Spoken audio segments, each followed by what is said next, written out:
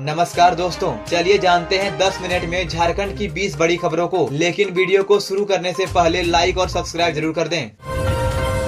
मैया सम्मान योजना में गड़बड़ी, अपात्र महिलाओं को नोटिस, 2 दिन में लौटाएं पैसे वरना होगी कार्रवाई। झारखंड सरकार की मैया सम्मान योजना का फायदा गलत तरीके से लेने वाली महिलाओं पर अब कार्रवाई शुरू हो गई है। सरायकेला प्रखंड में 6 ऐसी महिलाएं पाई गई है जिनके पति या पिता शिक्षा विभाग में सरकारी नौकरी जानते हैं। इसके बावजूद उन्होंने इस योजना का लाभ लिया। वीडियो यशविता सिंह ने इन महिलाओं को नोटिस भेजा है और कहा है कि 2 दिनों के अंदर योजना की राशि वापस जमा करें। अगर ये महिलाएं तय समय में पैसा वापस नहीं करती है तो कानूनी कार्रवाई की जाएगी। वीडियो ने बताया कि मैया सम्मान योजना सिर्फ 18 से 50 साल की ऐसी महिलाओं के लिए है जो किसी भी तरह से सरकारी सिस्टम से जुड़ी नहीं हो। लेकिन कुछ महिलाओं ने गलत जानकारी देकर इस योजना का फायदा उठा लिया। अब उन्हें तुरंत पैसे लौटाने होंगे।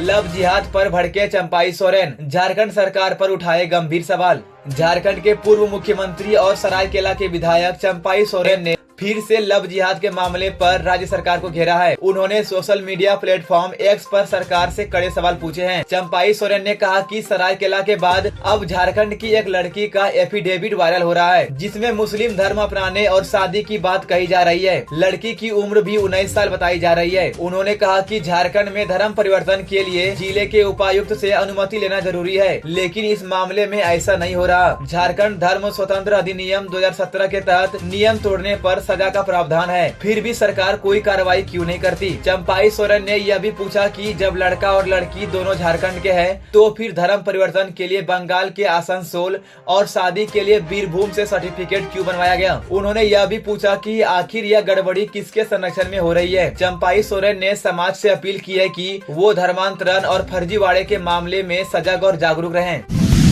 राशन कार्ड धारियों के लिए जरूरी खबर, 30 जून से पहले ना किया ये काम तो बंद हो जाएगा राशन। अगर आप राशन कार्डधारी हैं और राशन लेते हैं तो ये खबर आपके लिए बहुत जरूरी है। केंद्र सरकार ने राशन कार्ड से जुड़े सभी लोगों के लिए ई-केवाईसी अनिवार्य कर दिया है। पहले अंतिम तारीख 30 अप्रैल थी, लेकिन अब सरकार ने इसे बढ़ाकर 30 जून 2025 कर दिया है। यानी आपके पास अभी भी मौका है कि 30 जून से पहले ई-केवाईसी करवा ले, नहीं तो आपको राशन मिलना बंद हो सकता है। आइए जानते हैं आखिर क्यों जरूरी है ई-केवाईसी, ताकि डुप्लीकेट राशन कार्ड और फर्जीवाड़ा रोका जा सके, पारदर्शिता बनी रहे और सही व्यक्तियों को ही लाभ मिले। सभी राशन कार्ड के हर मेंबर का ई-केवाईसी जरूरी है। अगर नहीं कराए ई-केवाईसी तो क्या होगा? राशन मिलना बंद हो जाएगा, राज्य की सब्सिडी रोक दी जाएगी, अनाज का आवंटन घटाया जाएगा। कई जगह मशीन और नेटवर्क की परेशानी है, इसलिए सरकार ने समय बढ़ाया है।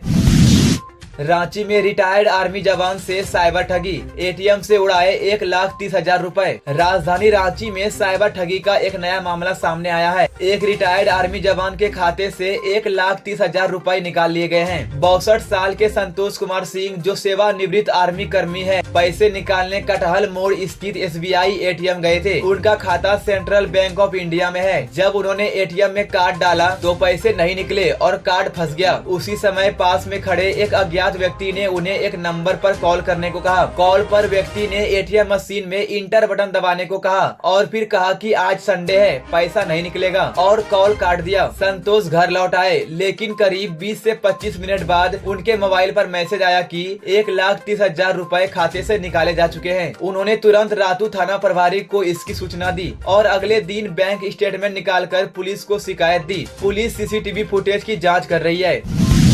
रांची के 3 बड़े पुलिस अधिकारियों का तबादला, कांके थाना में नई नियुक्ति। झारखंड की राजधानी रांची में 3 पुलिस अधिकारियों का तबादला किया गया है। यह आदेश वरिष्ठ पुलिस अधीक्षक के कार्यालय से जारी हुआ है। कांके थाना प्रभारी सुनील कुमार को पुलिस केंद्र रांची भेजा गया है। प्रकाश रजक, जो पहले तमाड़ अंचल के पुलिस निरीक्षक थे, उन्हें कांके थाना प्रभारी बनाया गया है। रणविजय शर्मा, जो पुलिस केंद्र रांची में तैनात थे, अब उन्हें तमाड़ अंचल का नया पुलिस निरीक्षक नियुक्त किया गया है। पुलिस विभाग ने कहा है कि यह तबादला प्रशासनिक कारणों और बेहतर कामकाज के लिए किया गया है। सभी अधिकारियों को तुरंत नए पद पर योगदान देने का आदेश दिया गया है और इसकी रिपोर्ट भी मांगी गई है।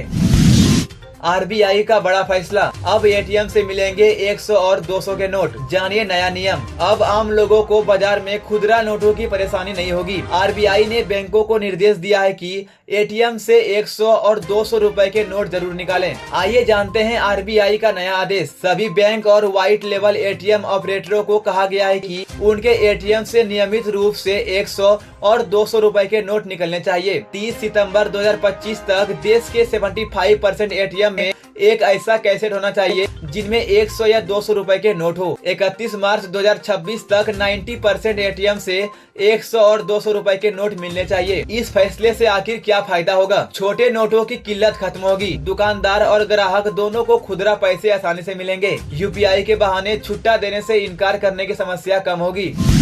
झारखंड के इस रेलवे स्टेशन पर बनेगा इलेक्ट्रिक वाहन चार्जिंग पॉइंट, अब हर कोई उठा सकेगा लाभ। झारखंड के जेसीडी रेलवे स्टेशन पर अब इलेक्ट्रिक वाहन चार्जिंग पॉइंट लगाया जाएगा। ये फैसला उन लोगों के लिए बड़ी राहत है जो पेट्रोल डीजल से हटकर इलेक्ट्रिक वाहन चला रहे हैं लेकिन चार्जिंग पॉइंट की कमी से परेशान है। रेलवे ने जेसीडी स्टेशन पर ईवी चार्जिंग पॉइंट लगाने का फैसला किया है। इसके लिए आसनसोल डिवीजन को प्रस्ताव भेजा गया है। स्टेशन के न्यू सर्कुलेटिंग एरिया में जगह का चुनाव भी कर लिया गया है। चार्जिंग पॉइंट बनाने के लिए टेंडर प्रक्रिया शुरू की जाएगी। चार्जिंग सेवा का लाभ उठाने के लिए चालकों को समय के अनुसार कुछ शुल्क देना होगा। ये सुविधा हर आम आदमी के लिए उपलब्ध होगी।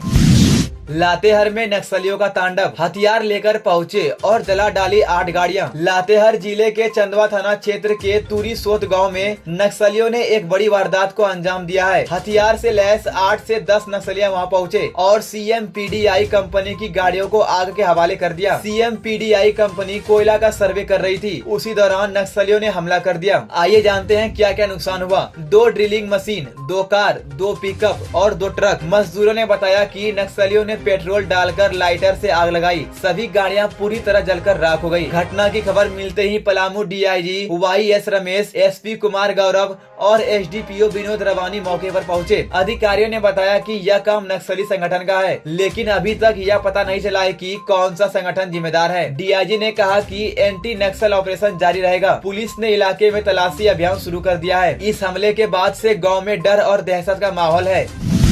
चलती ट्रेन में बच्चे का जन्म, साहेबगंज में महिला ने ट्रेन में दिया बेटे को जन्म। साहेबगंज के पास करम टोला और मिर्जा चौकी स्टेशन के बीच बरौनी पैसेंजर ट्रेन में एक महिला ने चलती ट्रेन में बेटे को जन्म दिया है। जमालपुर के फतरपुर गांव की रहने वाली शोभा देवी अपने पति नवल मांझी, बेटे और बेटी के साथ हावड़ा से घर लौट रही थी। रास्ते में अचानक शोभा देवी को पीड़ा शुरू हो गई। ट्रेन में मौजूद महिला यात्रियों ने तुरंत मदद की। उन्होंने साड़ी से पर्दा बनाकर डिलीवरी करवाई और पुरुष यात्रियों को वहाँ से हटा दिया। जब ट्रेन मिर्जा चौकी स्टेशन पर पहुंची तो रेलवे पुलिस ने तुरंत मदद की। स्थानीय दाई रीना दास और पुलिस कर्मियों की मदद से महिला को अस्पताल पहुंचाया गया। मिर्जा चौकी अस्पताल में डॉक्टर पंकज कुमार और स्टाफ ने जच्चा बच्चा की जांच की। डॉक्टरों ने बताया कि मां और बच्चा दोनों सुरक्षित है। इस काम में मदद करने वाली दाई रीना दास और रेलवे पुलिस की लोग जमकर तारीफ कर रहे हैं।